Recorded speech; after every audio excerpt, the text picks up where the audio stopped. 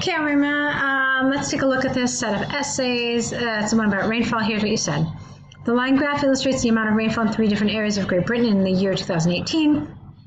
Overall, it is clearly evident that the 3 areas had fluctuating amounts of rainfall throughout the year 2018. At the end of the period, England had the highest amount of rainfall, while Wales had the lowest. All right, it's all fine. The only thing that I don't love is this. You've got the year 2018 here and the year 2018 here, so it's a little repetitive. Throughout 2018, that's all done, okay? Okay, let's move on. So to begin with, in January, the amount of rainfall in England and Wales was around this and this respectively. The rates of these 2 areas fluctuate the rates. How about this? Instead of rates, you say figures, because rate refers to speed, and we're not talking about speed. So here the right word would be figures. So the figures of these 2 areas fluctuated considerably throughout the period. Here you're missing something.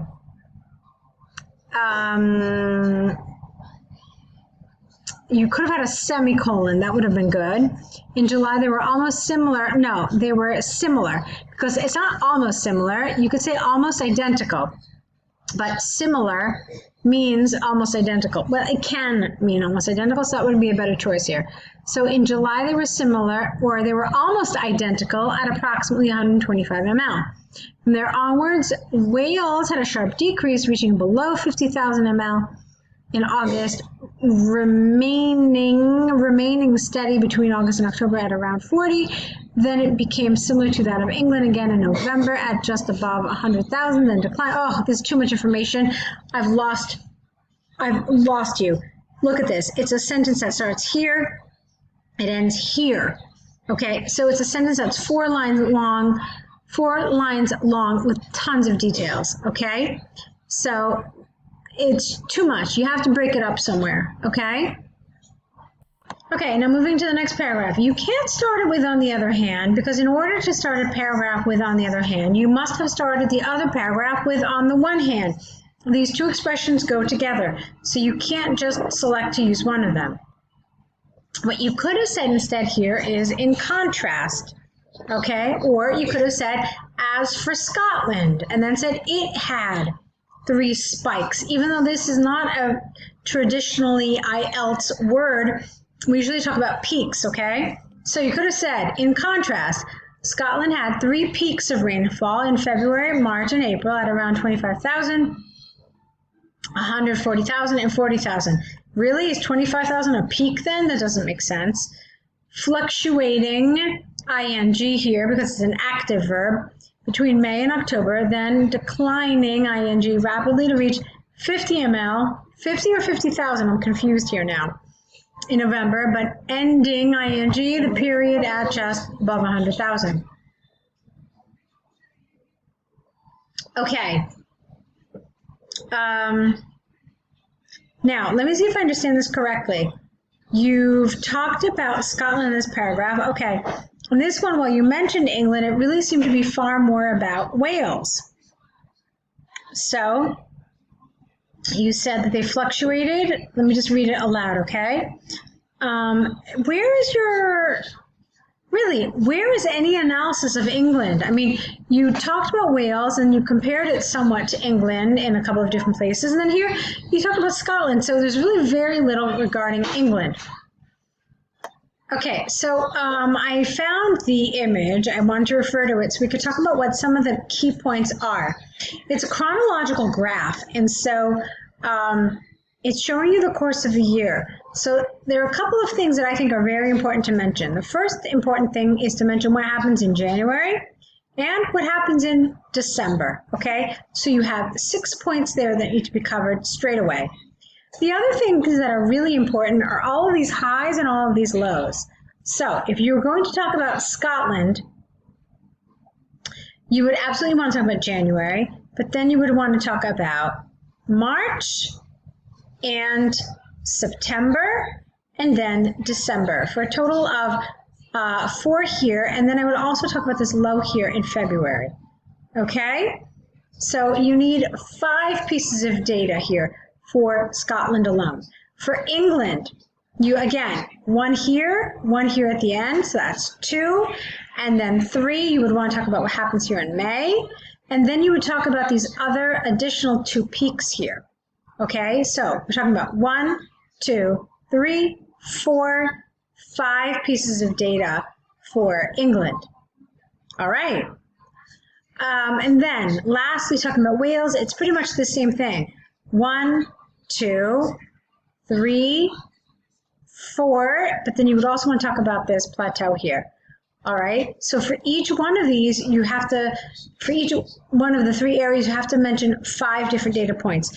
There are a lot of different ways to do this. It's your job to kind of try to coherently and cohesively bring all of these points together, but it can be done, okay? But those are the points that I think are absolutely important to mention. Okay, so we spent quite a bit of time on your task 1, so I want to go straight into your task 2, which is the one about the extended working hours of shops, right? Okay, so nowadays, hold on. Okay, nowadays many countries around the globe have stores which serve people outside the business hours on a daily basis. You want to say outside the regular business hours, okay, to show that it's something extraordinary, something out of the, out of the ordinary here.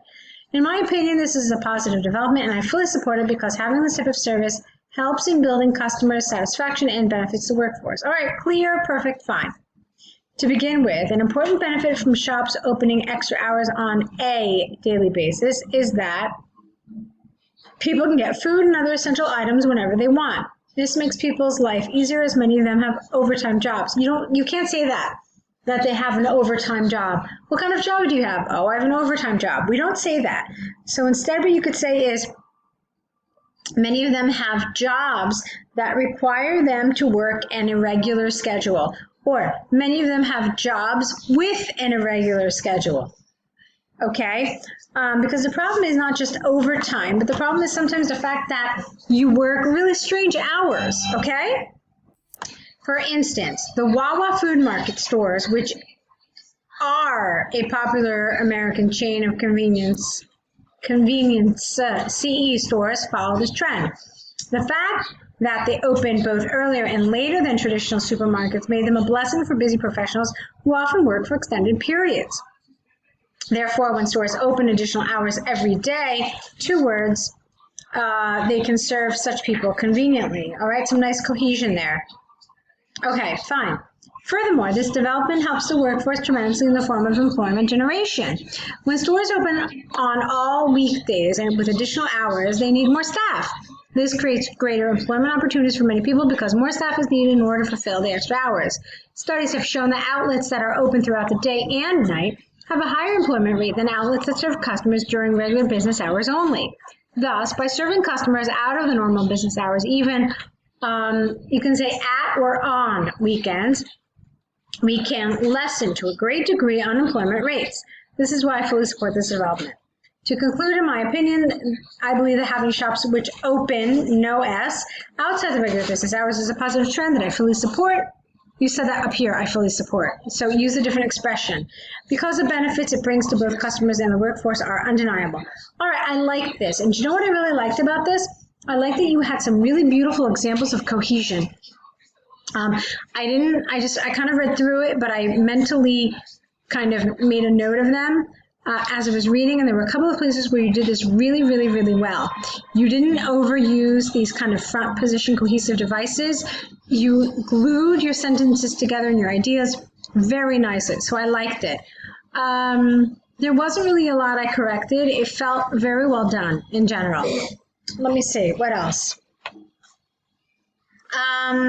Make sure that you leave a space here, an entire line between your paragraphs, so that it's absolutely clear where one paragraph ends and another paragraph begins. I like this. I thought you did a nice job. So for me, really, the weak link in this set of essays is your task 1. I didn't entirely agree with how you organize your paragraphs and what you chose to talk about. I felt like you really didn't talk about England nearly enough, and you didn't really kind of pinpoint the key information in that task 1.